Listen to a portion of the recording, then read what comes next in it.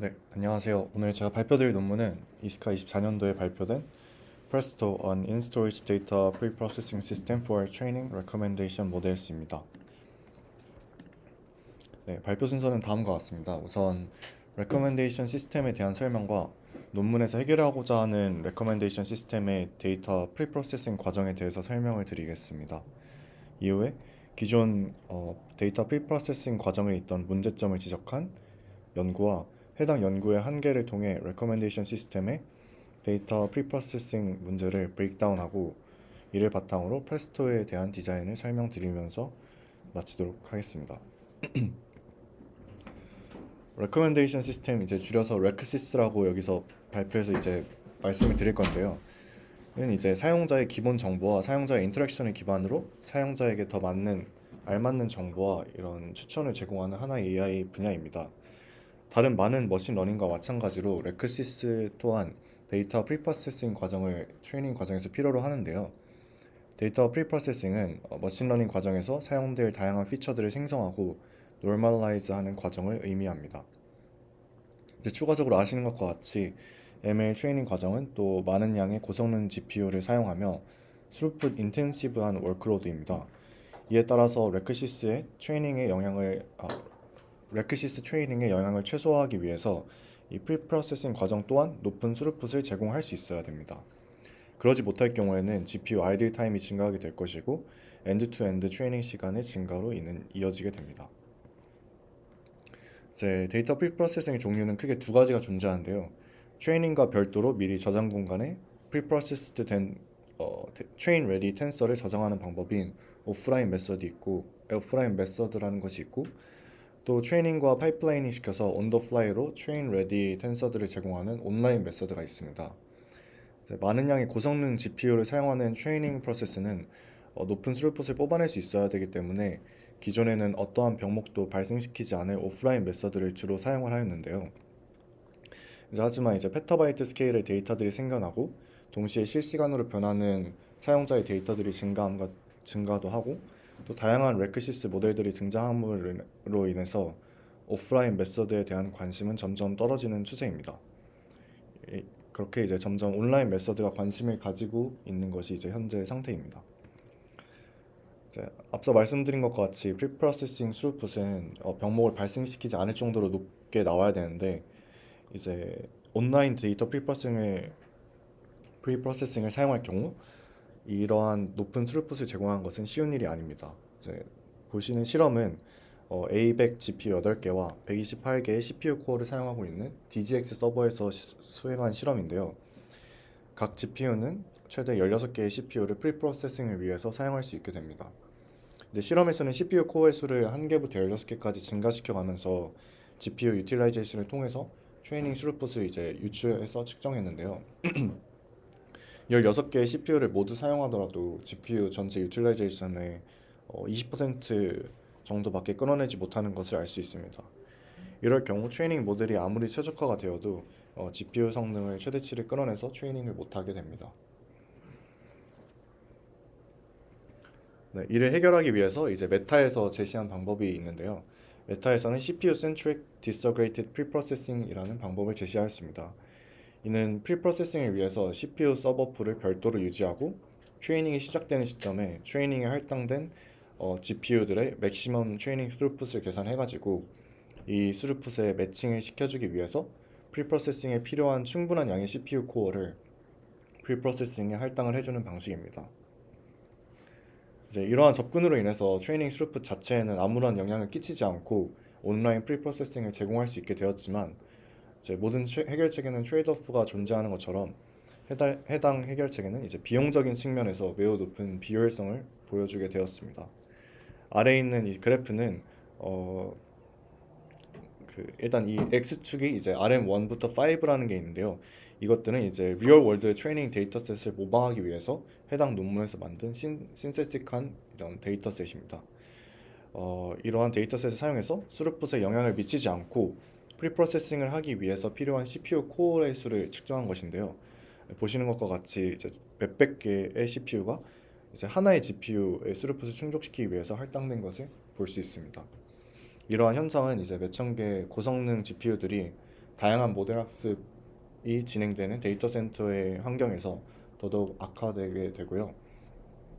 메타에서 제공한 정보에 따르면 이런 레크시스 트레이닝 파이프라인에서 최대 60%의 전력 소모가 이런 CPU 센트릭한 데이터 프리프로세싱에 사용되고 있다고 말하고 있습니다.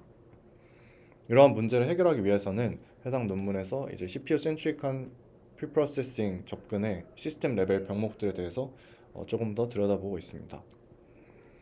우선 레크시스에서 프리프로세싱 과정에 대해서 간단히 설명을 드리겠습니다. 프리프로세싱 과정은 쉽게 말하는 이런 ETL 과정을 거치게 되는데요. 로우 데이터를 스토리지 시스템에서 추출하는 extract 단계와 로우 데이터를 새로운 피처, 즉 train ready 텐서들을 생성하는 transform 단계, 마지막으로 train ready 텐서들을 사용하기 위해서 GPU에 로드하는 로드 단계가 있습니다. 우선 이 로우 피처들은 스토리지 시스템에 이제 컬럼너 포맷으로 보통 저장이 되게 됩니다. 그래서 이 테이블에서 로우는 유저, 콜럼은 피처들을 의미하는 환경에서 트레인에 사용되는 값들은 이제 보통 피처들인데요. 그래서 즉 컬럼들을 이제 추출을 해가지고 GPU로 넘겨줘야 되는 상황입니다. 이때 로우 메이저로 저장된 경우에는 원치 않은 피처들까지 읽어드리게 되지만 컬럼너 파일 포맷은 원하는 피처들만을 추출할 수 있다는 장점을 가지게 됩니다. 그래서 대부분은 요즘 이제 컬럼너 포맷으로 데이터 웨어하우스에 저장을 하게 됩니다. 트랜스포메이션 단계는 이 트랜스포메이션 단계의 최종 목표는 트레인 레디 텐서들을 생성하는 것으로 크게 이제 피처 제너레이션과 피처 노멀라이제이션으로 나눌 수 있는데요. 해당 작업들은 매우 뒤에서 또 설명드리겠지만 매우 큰 인트라 피처 패럴리즘을 가지고 있는 그런 워크로드입니다. 네, 바로 이어서 설명드리면 피처 제너레이션 먼저 설명드리면 피처 제너레이션은 기존의 로우 데이터 피처를 기반으로 새로운 피처를 생성하는 그런 단계입니다. 대표적인 예시로 버켓타이즈라는 그런 기술이 있는데요. 버켓타이즈는 기존에 정의된 버켓을 통해서 덴스 피처를 스파르스 피처로 변경을 해주는 과정입니다. 아래 그림과 같이 예를 들어서 이렇게 다양한 나이대를 기준을 두고 미성년, 성년, 노년 이렇게 등으로 이렇게 버켓 미리 프리디파인된 버켓을 통해서 스파르스한 피처들로 변경해주는 과정이고요. 또 다른 이제 트랜스포메이션 레이어는 피처 노멀라이제이션으로 이런 들쭉날쭉한 피처 값들을 하나의 식을 통해서 노멀라이즈를 하게 되는 과정입니다. 덴스 피처에 대표적으로 적용되는 방법은 로그 기법이 있고 또 스파르스 피처에 적용되는 대표적인 방법으로는 시그 리드 해시 방법이 있습니다. 이제 다음은 이제 앞서 설명드린 프리프로세싱 과정의 ETL을 스텝 바이 스텝으로 레이턴시를 측정한 그래프입니다. 우선 여기서도 똑같이 RM1부터 5까지 이 신세틱한 이런 데이터셋을 통해서 실험을 진행하였고요. 그래서 중요한 것은 이제 피처 노멀라이제이션이 전체 레이턴시 중 최대 55%까지 차지하는 것을 알 수 있고 또 피처 제너레이션 또한 큰 비중을 차지하는 것을 알 수 있습니다. 이 피처 제너레이션은 조금 더 나아가서 크게는 이제 스파르스 생성을 해야 될 스파르스 피처의 수와 그 과정에서 사용되는 버켓의 크기에 따라서 이 레이턴시가 점점 증가하게 되는데요. 이제 RM1부터 3까지는 버켓 사이즈가 고정이 되어 있지만 스파르스 피처의 수가 증가를 하고 RM3부터 5까지는 생성을 해야 되는 스파르스 피처의 수는 고정이 되어 있지만 버켓의 수를 증가시켜서 이제 실험을 해봤는데 이 보시는 것 같이 빨간색 부분이 이제 RM1부터 5까지 점차 증가하는 것을 알 수 있습니다. 이제 해당 실험을 바탕으로 저자들은 이 프리프로세싱 과정에서 트랜스포메이션 과정이 전체 레이턴시를 줄이는 데 있어서 키포인트임을 토대로 이제 접근을 하게 됩니다. 그래서 어떤 식으로 레이턴시를 줄일 수 있을지 살펴보기 위해 우선 트랜스포메이션의 워크로드 특성을 파악하는 실험을 더 추가적으로 진행을 하였습니다. 해당 실험은 트랜스포메이션 과정에서 각 단계들의 CPU 유틸라이제이션과 메모리 밴드위스 그리고 레스트 레벨 캐시의 히트 레이트를 측정한 결과입니다. 이제 모든 워크로드가 다 높은 CPU 유틸라이제이션과 낮은 메모리 밴드위스를 요구하는 컴퓨트 바운드 비헤이비어를 나타내고 있는 것을 알 수 있고 또한 레스트 레벨 캐시 히트 레이트이 최대 85%까지 나오는 것을 통해서 워킹 셋 또한 그렇게 크지 않다는 것도 알 수 있습니다. 다음은 이제 트랜스포메이션의 또 다른 특징인데요. 첫 번째는 이제 피처들 내에 있는 엘리멘트는 이제 서로 다른 유저들의 피처들이기 때문에 피처들 내에 있는 엘리멘트를 트랜스포메이션 트랜스포메이션 과정을 거치는 데 있어 이제 패러렐하게 처리할 수 있게 됩니다. 이게 이제 인트라 피처 패러렐리즘이고, 두 번째는 피처들 사이에서도 이제 연관 관계가 없기 때문에 이제 위와 비슷한 이유로 피처들 사이도 이제 트랜스포메이션 과정이 패러렐하게 수행을 될 수 있게 할 수 있다라고 이제 논문에서 설명을 하고 있습니다. 이러한 특징은 이제 inter-feature parallelism이라고 설명을 하고 있습니다. 그래서 이 두 가지 특성들을 정리하면은 프리프로세싱은 컴퓨트 바운드적인 특성을 가지고 있고 패러렐하게 처리가 가능하기 때문에 이러한 특성을 두고 봤을 때 도메인 스피시픽한 이런 억셀러레이션이 로우 커스트 온라인 프리프로세싱을 위한 해결책이라고 논문에서는 주장을 하고 있습니다. 결국엔 이제 억셀러레이션이 다음 질문은 이제 억셀러레이션이 어느 단계에서 포함이 될 수 있느냐인데요.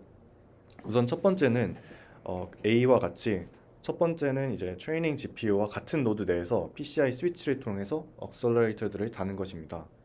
하지만 이럴 경우 PCI 스위치의 이제 스케일러빌리티와 트레이닝 프로세스와 프리프로세싱 프로세스의 이런 PCI 버스를 동시에 공유한다는 점에 있어서 성능의 한계를 걱정할 수 있습니다. 그리고 제 오타가 있는데, 두 번째 경우는 이제 B의 경우는 이제 CPU 센트릭한 디서그레이티드 풀, 기존에 제시했던 그런 연구에서 CPU 대신에 억셀러레이터를 사용한 구조인데요. 이럴 경우에는 이제 CPU 센트릭한 해결책과 마찬가지로 비용적인 측면에서 좀 큰 손해가 발생을 하게 됩니다. 이에 저자들은 ISP, 즉 인스토리지 프로세싱을 사용해서 억셀러레이션을 이제 데이터가 있는 스토리지 시스템 근처에서 하고자 하였습니다. 여기서 사용한 ISP는 평범한 SSD에다가 FPGA를 접목시킨 스마트 SSD를 뜻하고 있습니다. 스케일러빌리티적인 측면에서 먼저 설명을 드리면, 각 컬럼 파일이 하나의 스마트 SSD 내부에 저장이 되기 때문에 모든 트랜스포메이션 과정, 즉 프리프로세싱 과정은 하나의 다른 스마트 SSD의 개입 없이 하나의 스마트 SSD 내에서 모두 수행이 될 수 있습니다. 이에 따라서 스루풋은 스마트 SSD의 수에 비례해서 증가하게 될 것입니다. 이피시언시 측면에서도 또 다른 이제 디스어그리게이티드 서버 풀을 유지하지 않아도 된다는 측면으로서도 비용적으로 많은 절감과 또 다른 풀이 없다는 점에서 이제 네트워크를 통한 데이터 커뮤니케이션 오버헤드를 줄일 수 있다는 그런 장점을 가지고 있습니다. 프레스톤은 이제 크게 두 가지 소프트웨어적인 구성 요소를 가지고 있는데요. 트레이닝 워커 프로세스의 일부로 포함되어 있는 이 첫 번째 트레인 매니저는 데이터 프리프로세싱부터 시작해서 모델 트레이닝까지 이 모든 엔드-투-엔드 트레이닝 과정을 관리하는 역할을 합니다.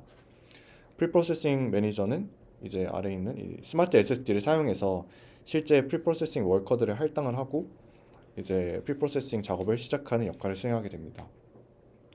트레이닝이 처음 시작했을 때 트레인 매니저가 더미 미니 배치 이 텐서들을 사용해서 현재 할당되어 있는 GPU에 어느 정도의 스루풋으로 프리프로세스된 데이터들이 보내지면은 트레이닝 스루풋에 문제가 없을 것인지를 먼저 계산을 하게 됩니다.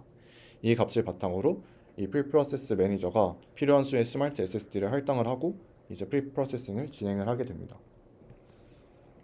이제 프레스토의 이제 마이크로 아키텍처에 대해서 간단히 설명드리겠습니다.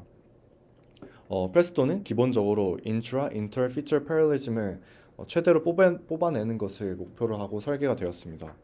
우선 인터 피처 패러렐리즘을 위해서 각 피처들을 담당하는 프로세싱 엘리멘트를 여러 개 두었고, 각 프로세스 엘리멘트에서 글로벌 메모리로 직접 연결해 가지고 글로벌 메모리 밴드위스를 최대로 활용할 수 있도록 하였습니다.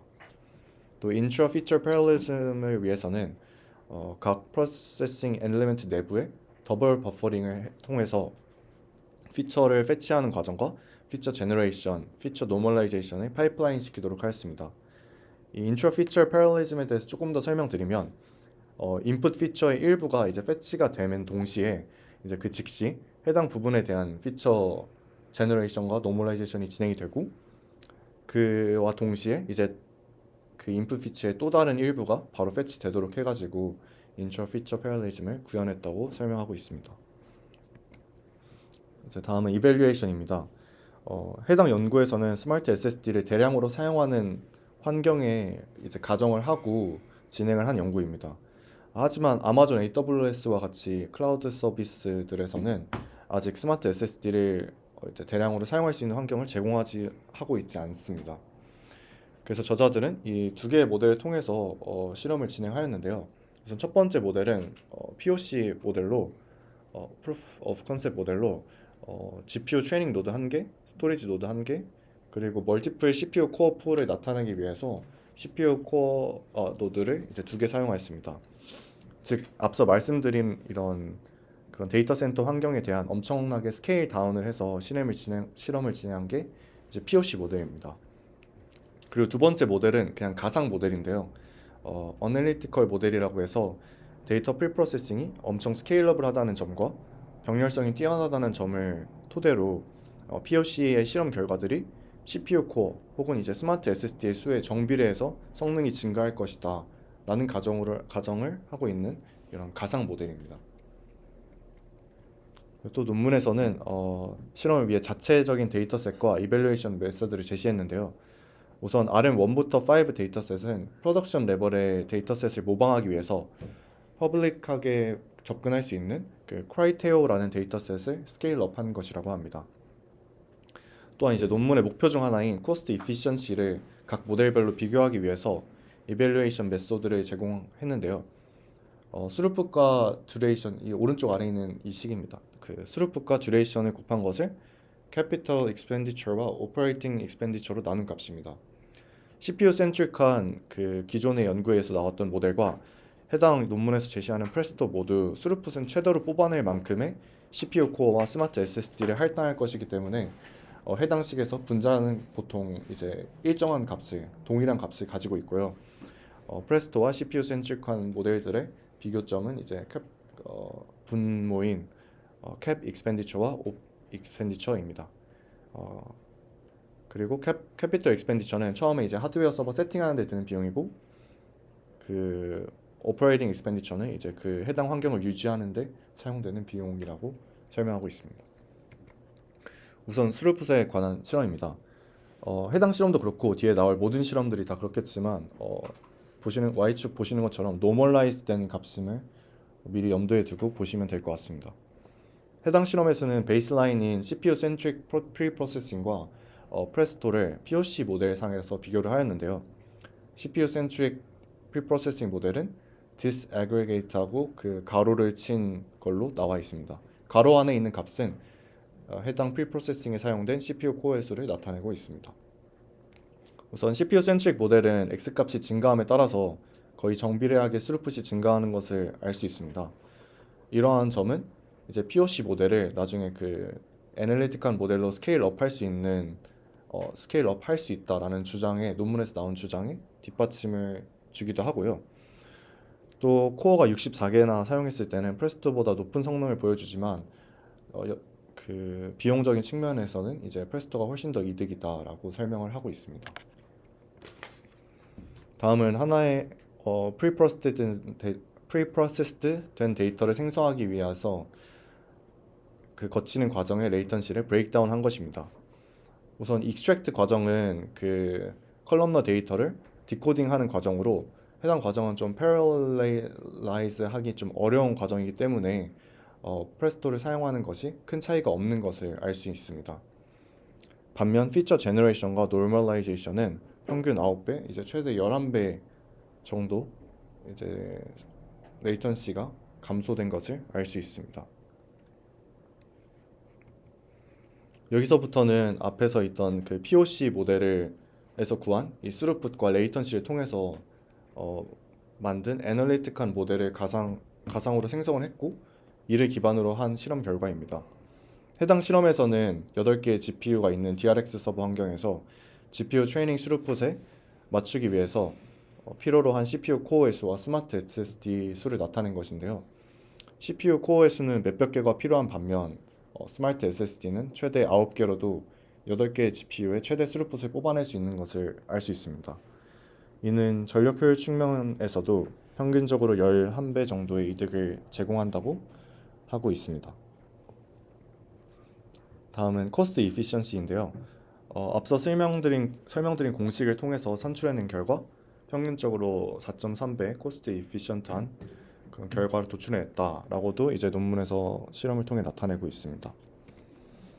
마지막으로 프레스토와 다른 억셀러레이터 모델들을 비교한 실험입니다. 이 A100, U280 이 모델들은 오른쪽 위에 있는 조그만 그림 잘 안 보이실 수도 있는데 저 조그만 그림처럼 이제 억셀러레이터 풀을 따로 만들어서 네트워크를 통해서 억셀러레이션을 한 그런 모델입니다. 그래서 A100은 GPU A100을 사용한 것이고 U280은 자이링스의 U280 FPGA를 사용해서 프리프로세싱을 억셀러레이트 하려고 했던 시도입니다. 그리고 프레스토 U280은 스마트 SSD에 있는 FPGA 대신에 U280 FPGA를 사용을 해서 실험을 한 모델입니다. 우선 GPU A100 결과 먼저 설명을 드리겠습니다. GPU는 좀 스루풋에 최적화가 되어 있고 그런 높은 스루풋과 이제 높은 메모리 밴드위스를 요구하는 연산에 특화가 되어 있는 그런 하드웨어입니다. 근데 데이터 프리프로세싱 과정은 트레이닝 과정에 비해서 좀 라이트 웨이트한 데다가 또 이 워킹셋도 좀 작기 때문에 쿠다 커널 런치를 하는 이 오버헤드가 실제로 그 연산을 하는 과정보다 더 커가지고 큰 그런 그 성능의 이득을 못 보고 있습니다.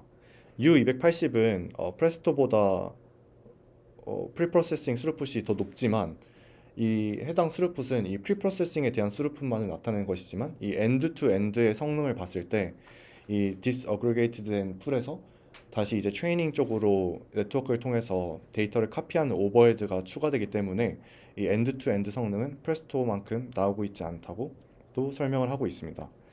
마지막으로 프레스토 U280은 프리프로세싱 스루풋이 프레스토보다 높고 또한 엔드 투 엔드 이런 성능 또한 프레스토보다 높지만 프레스토가 평균적으로 3배 가까이 되는 높은 에너지 효율을 보이고 있습니다. 이는 이제 적절한 크기의 컴퓨터 유닛과 더 엄격한 전력 소모 제한으로 인한 결과라고 설명을 하고 있고요. 그래서 결론적으로는 이 빨간색 그래프가 스루풋을 이제 파워로 나는 그래프가 프레스토 스마트 SSD를 사용한 프레스토가 제일 높다라고 이제 보여주고 있습니다. 그래서 결론입니다.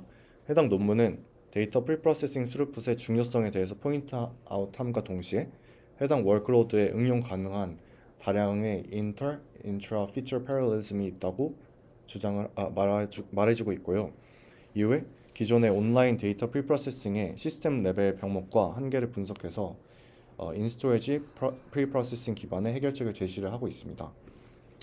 이러한 솔루션이 프레스토는 기존의 온라인 데이터 프리프로세싱에 비해 약 9.6배의 성능 향상과 4.3배의 비용 효율성 그리고 11배 가까운 전력 효율 상승을 보여주고 있습니다. 네, 감사합니다.